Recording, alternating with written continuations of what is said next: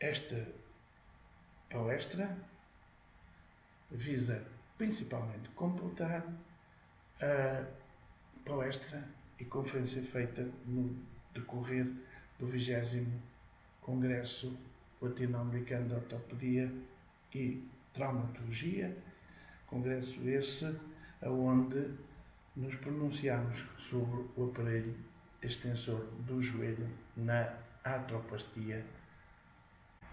Não temos qualquer conflito de interesse para esta palestra e queremos apenas rememorar o que é o aparelho extensor e lembrar a todos como é que funciona.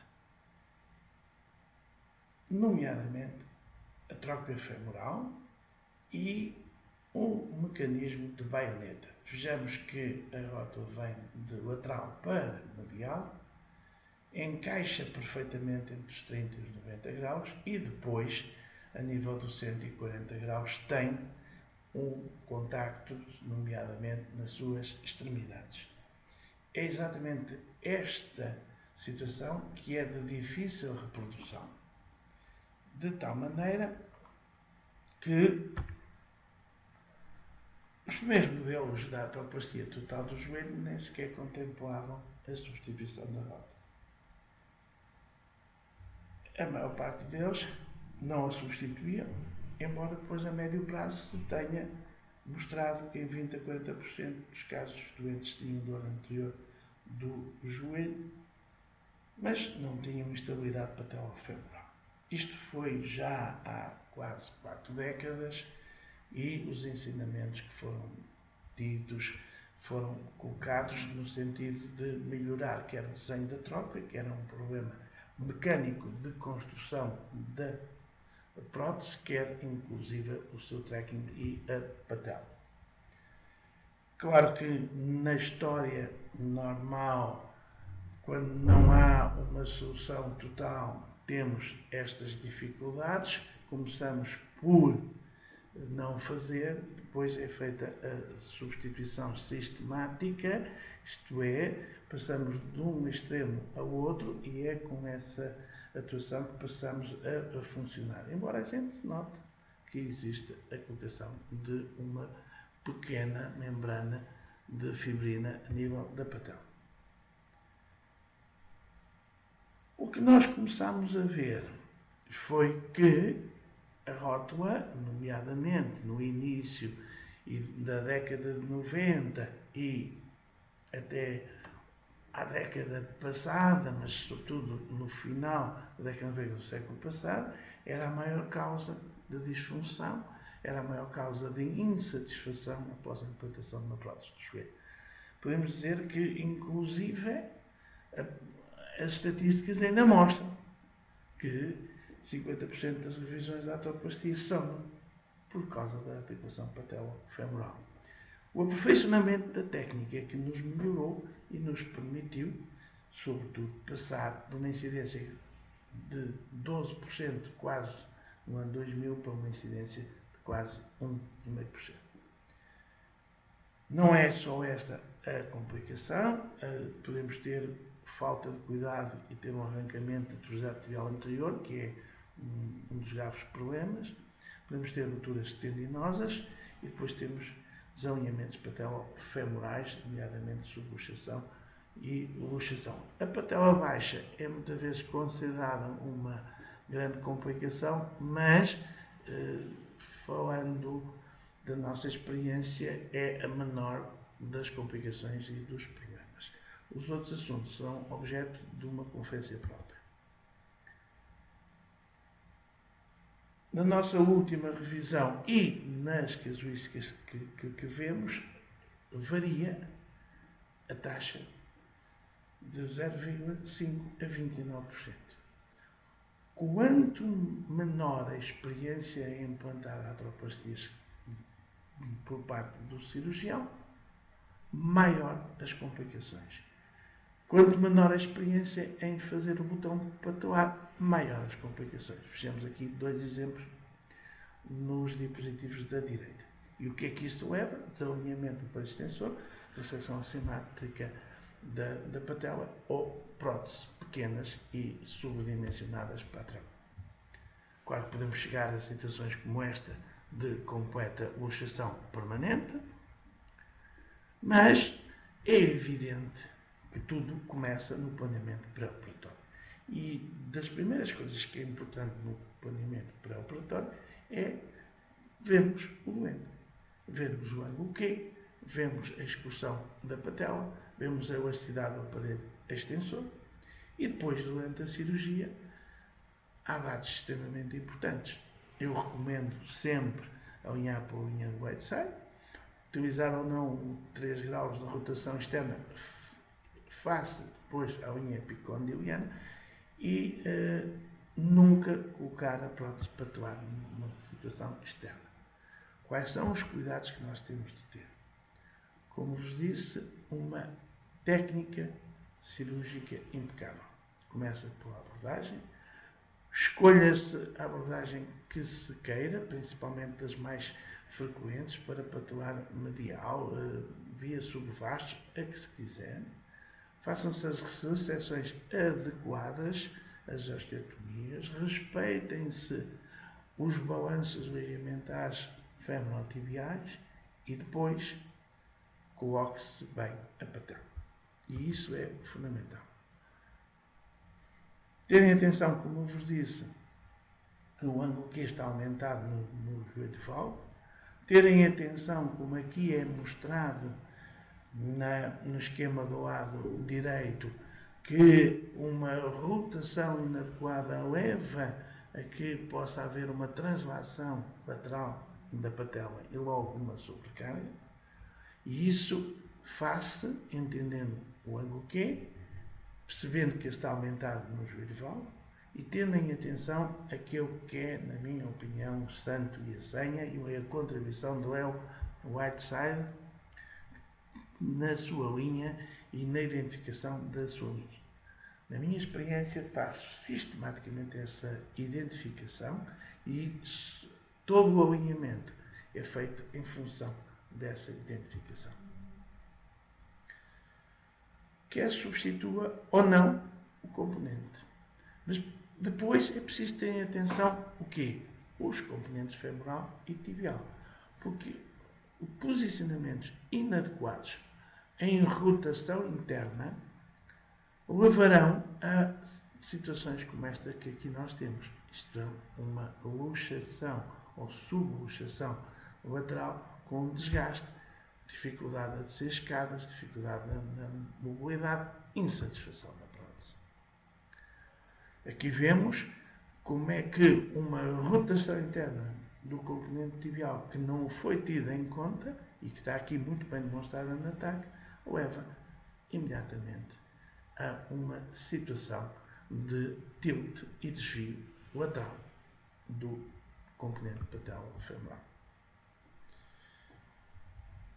Outras questões extremamente importantes a ter em conta. Eu normalmente, como aqui mostro, faço uma pequena libertação superióssea da zona da asa externa. Muitas das vezes não é necessário fazer grandes secções, não é necessário fazer grandes alterações. Basta esta situação para não só no momento da eversão da patela, como depois de posta a patela, verificar. Só em última instância é que faço uma secção da asa externa. Repito aqui o movimento simples bisturi elétrico. Aqui está a linha do Whiteside. Aqui está a marcação que eu faço através da linha do Whiteside. Aqui está a observação da cortical anterior para depois determinar o posicionamento do componente. Qualquer que seja a peça de corte, ela é possível ser orientada, é possível colocar, ver como é que está a linha do Whiteside, vejamos, pôr a peça e os pinos de apoio que permitem uma rotação externa deste componente femoral, como aqui vê, e depois já estão a ver a peça. Nós mantemos os primeiros pinos, nunca os tiramos, a não ser na parte final, e mesmo utilizamos depois todos estes apoios fundamentais e conferindo sempre a linha de Whiteside. Que cuidados devemos ter? Como vos disse, sempre respeitar a superfície trocoidal, fazer a rotação, e vejam, por exemplo, aqui, em que este tipo de peça nos permite perfeitamente ver que estamos na linha de Whiteside e, portanto, feito esse alinhamento, sabemos que estamos perfeitamente bem, como aqui vos mostro.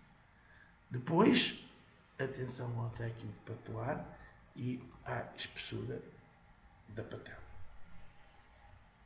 Não ultrapassar a espessura original. Aquilo que vem descrito na literatura como overstuff.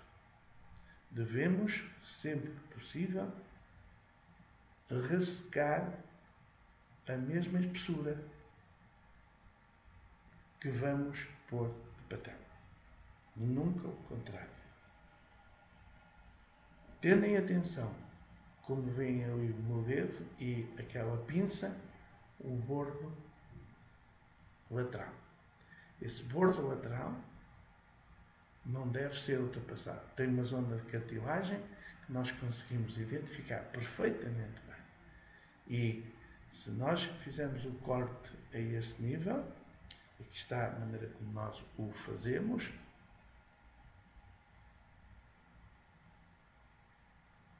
como vê, temos a certeza que nem ultrapassamos zonas de fragilidade da patela, temos a certeza que estamos a ressecar adequadamente. Vejam, deve ficar sempre um pouquinho de cartilagem. Essa cartilagem é depois retirada mais tarde. Pode depois ser dada um pequeno acerto, como aqui vê, e que nós já o fazemos e que nos permite evitar uma assimetria dos cortes, porque nós sabemos onde está a cartilagem e sabemos aonde podemos ir e não em excesso. Devemos cortar de um lado e do outro, e não faz mal absolutamente nenhum fazer uma ou duas vezes a tentativa de fazer a osteotomia.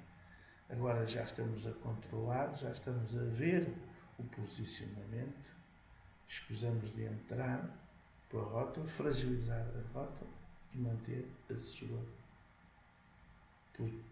posição. Depois de devidamente preparada, então sim, vamos pôr o botão rotuliano na mesma espessura da recepção. Terem atenção que devemos deixar uma margem de pelo menos 10 a 12 milímetros, essencial 12 ou mais de 12, e cumprir a espessura anteroposterior. E como veem, aqui está no tracking a confirmação não só da mobilidade, como a confirmação da colocação adequada da nossa prótese.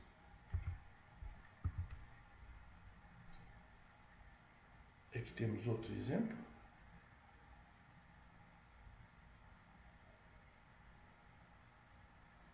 No caso, uma prótese em que utilizamos meniscos móveis. Volto a insistir muito nesta osteotomia e na necessidade de não ultrapassar a espessura original da patela. A colocação e hiperextensão do aparelho extensor levantará problemas muito graves.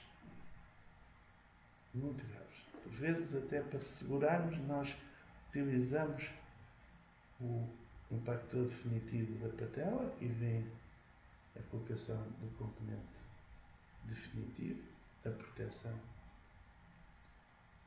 a nível da patela. Depois a colocação do comprimento tibial, neste caso meniscos móveis. Os meniscos móveis têm a possibilidade de, pela sua rotação, nos dar uma outra viabilidade à componente patelofemoral. Isto é muito importante. E agora a verificação final e cuidadosa. E vejamos, a rota está centrada.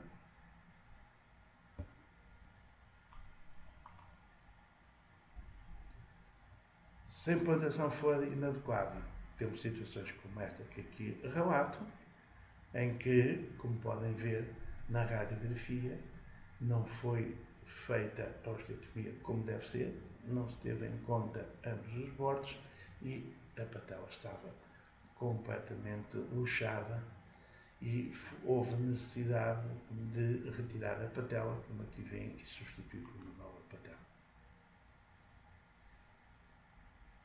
Se isto não acontecer como deve ser, então temos de entrar para um realinhamento, uma revisão e tudo por erros ou não cumprimento de regras básicas.